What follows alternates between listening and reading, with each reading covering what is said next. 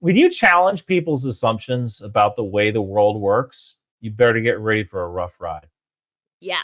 Look, it was Isaac Newton, Galileo. Galileo was standing in front of the Catholic Church.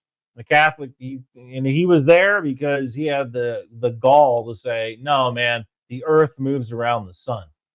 You're not going to believe this, but that literally is in my intro that I just recorded for this podcast. I mentioned 17th century Galileo Galilei and it was 4 centuries until Pope Pius, I think. Sorry about that. In 1992 is when he finally said, "Okay, all of the previous criticism we now accept."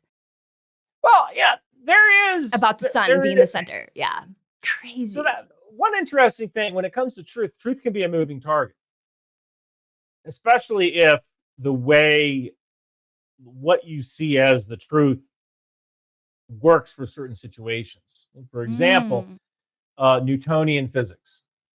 Okay, Isaac Newton's the freaking man. People were accurately predicting when the sun was going to come up with Newtonian physics, and they were doing it for 200 years. But as we get closer to the speed of light, Newtonian physics doesn't work anymore. Now, does that mean Newtonian physics was wrong? Well, it doesn't mean it was wrong. It was right for those particular applications, but then we discovered new information.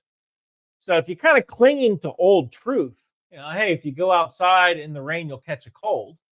All right, well, maybe back in the 17th century or something, they had no antibiotics, or the houses were more naturally damp because of lack of insulation. So if you did go outside, you couldn't dry off fast enough. Now you can just throw our clothes in the dryer. Or maybe you didn't have as many clothes to wear, so you might not change out of your wet clothes and you would catch a cold.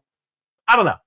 But truth can kind of shift. And if you kind of stay in the mindset of, well, this is the truth because it's always been the truth, or it's been the truth as long as I've known it, that's kind of dangerous as well. I love that. And I think that actually, let that be our working definition for this topic today as we discuss how can I know truth?